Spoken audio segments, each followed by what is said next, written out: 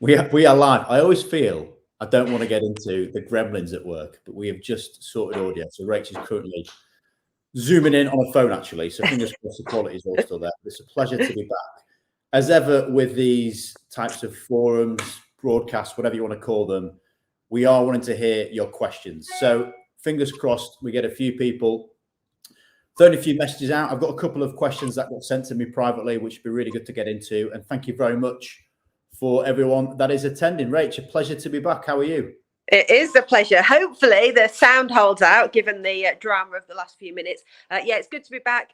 It's been good to be back in workplaces with real people for the last sort of few months, hasn't it? So really, I suppose, gathering insights from a whole range of organisations over the last weeks, which hopefully we'll be able to share and support through our reintroduction of our live chats. Yeah, exactly that. So you can see on the tick at the bottom, quite topical at the moment, clearly a conversation we're having regularly and readily and are welcoming people's concepts and ideas. What we don't want this to be is any type of HR intervention whereby we're putting across the general policies, because what we want to do is talk about the people. I understand fully that the many companies we're speaking to and what we read about is around how they want to try and vary what it is they're doing, and just to kind of canvass the media and what we generally see and take in there. Since the 20th of January, the working from home constraints have been lifted, but it's still in this really strange position. There might be a little bit of an unstable internet connection. Okay, classic. I was just saying about the instability, funny enough, of people's work parameters and how there isn't anything yet set in stone and people are still trying to work out what it is they want to be doing. Yeah, absolutely. And I think that's a lot of the conversation we've been having, isn't it, with senior leaders around trying to find that balance between workplace demands, bringing people back together, because that sense of community is really important, but also looking at how we can support that, a real genuine work-life balance through providing those different ways of working and those opportunities to work differently, because we've experienced them now. You know, we've had the chance to experience that, how we can work in alternative ways. And for some people, that's been really beneficial to the way they feel about work, hasn't it? Yeah, and I think the one word to take on what you were saying there is almost a spectrum. So at the moment, companies are now working out if they want to be more at home or more at the office, or if they're hybrid, and how it generally looks. I mean, interestingly, to qualify as a working from home flexible working policy, it would only be a day a week. So actually, people still want to have that degree of flux and flexibility, but it comes down to, as you said, it's understanding what that work-life balance is, which again is this massive spectrum. And interestingly, from the conversations that we have and the research that we do, there isn't necessarily a point where it feels as though you've got it right. It's a constantly evolving line that people take. Yeah, and it's not a one size fits all either, and I think that's the challenge for management. You know, the looking at how they support their staff, because everybody's needs are very individualized, and actually some people that we will find that reflecting on the last year or so, being in the workplace is disruptive to their productivity, whereas others will have found that being out of the workplace has had a really detrimental effect on the way that they're able to work, but also perhaps on their general sense of well-being. So we really encourage that individualization in everything that we do, don't we? And we're very cognizant of the fact that if you're managing 100, 1,000 or more people, it's difficult to get that balance between individualized and also group management. But clearly, the best way for people to find balance is for us to set them up in the context of their own life and their own needs and their own personal preferences, alongside balancing the needs of the business. Yeah, and I think what we want to do is focus around that performance side of things, both for people and the organisation, because that's our world, that's what we live in, and that's what we do. So with that, I've just got a little bit of insight, and it'd be interesting to see what people's take on this is when I throw a few numbers. So it's on the back of the ONS statistics that have just come out in the last few weeks, actually. So the thing to just start off with before anything else is suggest that this flexible working, this different approach that people are taking, it isn't new. So in 2019, 8% of workers worldwide were already in that realm of flexible or remote working. The thing that's really interesting, and this is where the ONS is topical because it is literally data from last week, is 36% of people are reporting to have worked at least one day at home in the last 7 days. And what's also interesting that with that number, that almost half the people that were surveyed are suggesting that home workers have spent less money. So they're seen from the financial point of view as them being in a position where they have got a saving cost. So not only about time necessarily, but also finance. But the big question that we want to get into is the why. So this is the topic that's got us going, but want to know a little bit about the why. I'm going to try and do so with you still in shot, Rach. I feel almost rude to put you aside. There we go.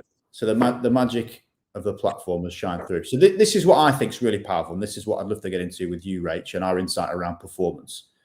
So around half the people, again, this is an ONS study, are still reporting that they're worried about the effect of this pandemic, which is understandable. One thing just to go into the next statistic to mention to focus our conversation for the next while is around the experience of the people of having that 1 in 6 have experienced some form of depression. Now, from your, I guess, clinical and understanding of that statistic, do you think those two might well be aligned, or what is your general sense when you see these statistics? Yeah, I mean, my real concern is around that anxiety and living in that moment of stress. And stress is really about that not knowing what's going to happen. We feel stressed because of fear, because of worry, because of, I suppose, our brain not being really happy that it's able to predict what will happen in the future. And we've sat in that state for quite an extended period of time. And there are sort of fairly significant biological consequences to sitting in that prolonged period of sort of low level, or even for some people it will have been experienced as fairly high pressure or high states of stress. In terms of our immune function, in terms of our hormonal health, we can look across the whole spectrum of what happens in terms of our biological function. And there's almost a risk of rebound effect. We remove what is perceived as stress, people start to feel like they've returned to some kind of control, but our immune system, our immune function has been suppressed under that period of stress.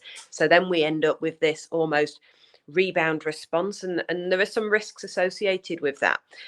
So our employers, our managers need to be really looking at how we support transition in terms of maximizing personal well-being, because if we don't, what I predict we'll see is that 6 months, a year down the line, we have a spike in sort of illness, a spike in absences because of just general illness or autoimmune illness, the kind of dysfunction that we see as a result of prolonged suppression of the immune system. And obviously the rates of depression are linked to all kinds of sort of social, economic and environmental factors. And as we've experienced this last couple of years very differently as individuals, we will too experience a transition back to what is our new normal as very differently as individuals. But as a workplace, we can support, and we know the things that help support people in terms of their mental health. We know what they look like. There's really good evidence about what that looks like.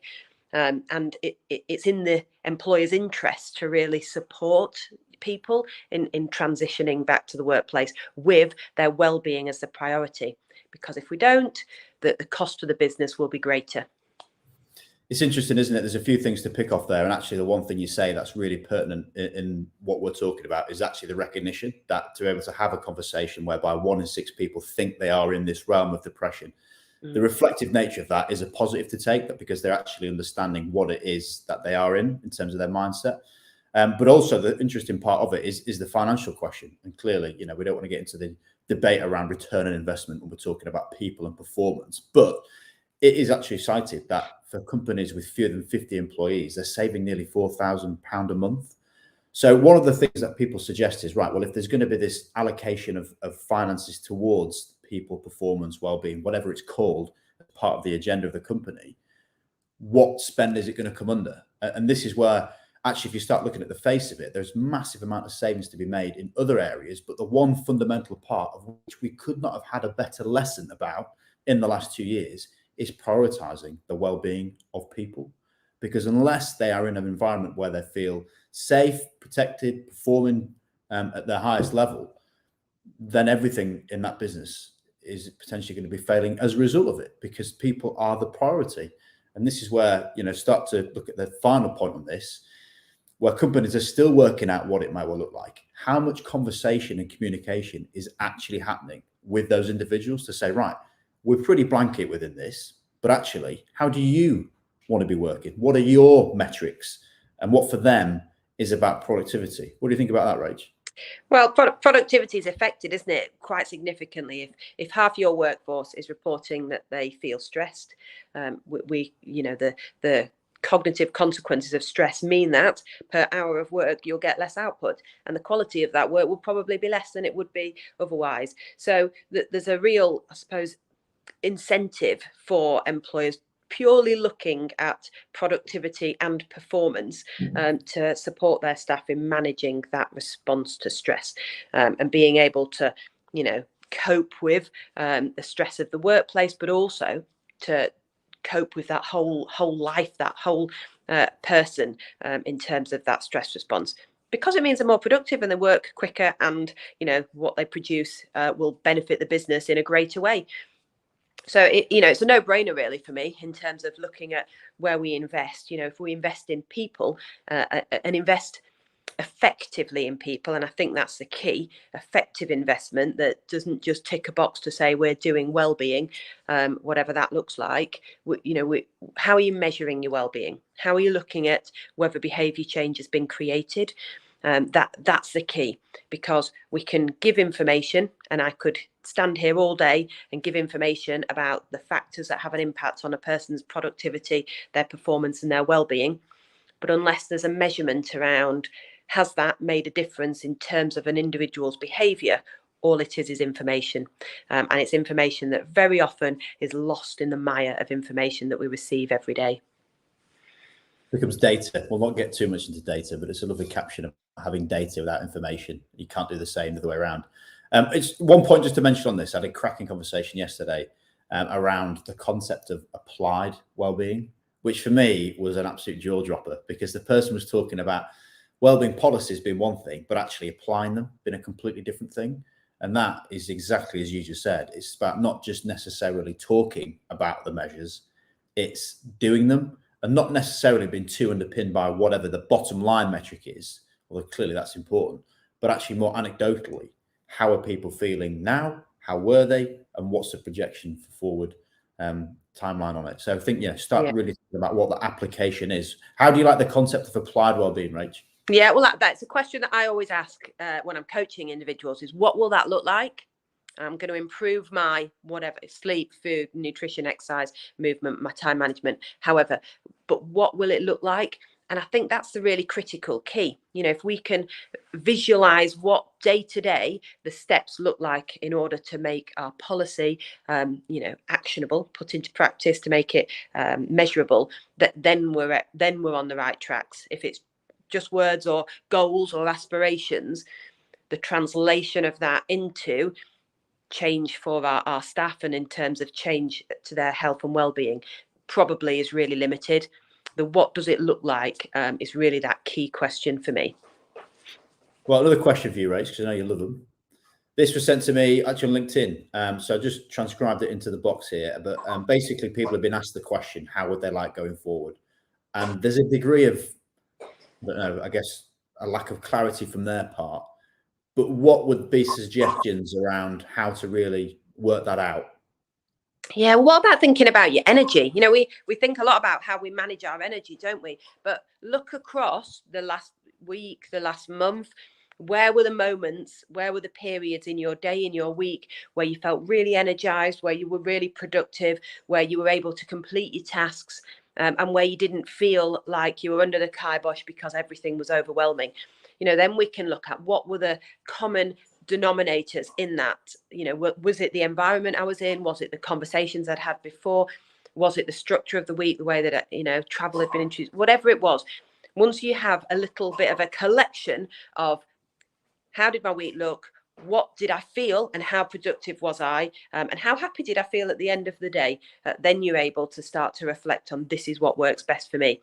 I think just to sit and imagine, I quite like to work at home on a Friday or whatever, or I quite like to work in the office in certain periods of the day, probably isn't the right way to go about it. Look at how you feel, what your energy was like, how productive you were, but collect data over a period of time, you know. And I think that might be something that employers need to consider, that the transition may not just be on Monday we're doing this. It might be that over the next weeks, months, we need to allow people some flexibility around assessing what's right for them as we return to the workplace. Yeah, and timeline's massive, isn't it? Because it's not a snapshot. You need to take it over weeks, months, seasons to really understand comprehensively how it is that you work best. Right, the last question we got through before I can throw it out to anyone out there potentially listening. Lunchtime walks, we talk about it often. It's one of our prerequisites if people want to take time away from the laptop. What would you think for tips around this, Rach? Yeah, absolutely. Well, I mean, there are a couple of things you could do. So you could build community within your workplace and link into the people who are perhaps interrupting your work lunchtime walk. So if it's that you're getting questions, conversations, requests for action around lunchtime, perhaps link them into your walk. So your conversation might happen while you're doing a bit of your walk. You know, there's no need for that conversation to always be on the phone or tied to a desk. Is that you can get up and walk, put your earphones in and have that conversation on your walk.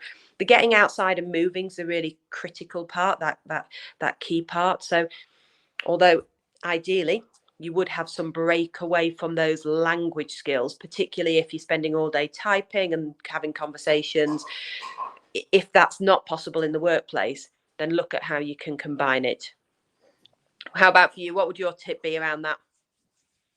White space. So making sure that your time is allocated in your diary. People might find that frustrating and annoying at first, but clearly from what we see, getting people used to doing that and getting rid of the guilt associated to it is fundamental. That once people start adjusting to your routine, you're not then so malleable with your own time. I think that's a really, really big thing, and just getting used to that habit and getting out there. Like you say, one thing I took from last time we spoke about this is get your stuff ready, you know, get your walking boots set next to the door so there is no excuse, and get out and enjoy it, and irrelevant of the weather. That's the big thing. That's just me being northern, I guess. Yeah, definitely. I mean, the morning walks are really critical thing for me. Getting outside in the morning, the risk of rolling out of bed if you're working from home. We've talked about this before in previous podcasts. We need that burst of morning sunlight to set off that surge of early morning cortisol we get that drives our arousal, our wakefulness for the day, that helps us to focus, but that also sets up that clock in each of our cells so that at the end of the day we're ready to wind down. So really remembering that we want to be outside and not sunlight through a window. Even if it's a cloudy day, we need to have that little burst, 10 minutes outside before you start your working day. Well, there we go. We're 20 minutes in from midday, so we've got 10 minutes left if people do have that half hour blocked off to get out there and get walking about. We're going to continue these conversations. If people have themes, studies, ideas, or insights, then do please share with us. We would love to discuss them. Rach is an oracle, and I chip in occasionally as well. So absolute pleasure to be back on this platform once again. Any questions, any comments, do please share away, and we'll speak to you soon. Cheers, Rach. Cheers.